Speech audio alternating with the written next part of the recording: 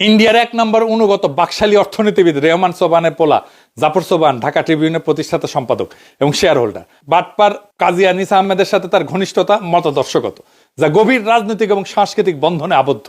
জাফর সোবহান কাজী পরিবার পত্রিকা থেকে একটু সরে এসে অজানা হসেনা গোপন কোনো রহস্যজনক পক্ষের কাছ থেকে বিনিয়োগ জুটায় নতুন এক উদ্যোগ নিয়ে দ্য কাউন্টার পয়েন্ট নামে প্রকাশনা শুরু করছে। এর উপরে দাঁড়ায় বিএনপির গবেষণা শাখা ব্রেইনের সাথে মিলেমিশে কামকাজ শুরু করছে। পুরাই ব্রেইন আর এডুকেশন আর কি, ব্রেনটে ভরপুর এডুকেশন আর কি।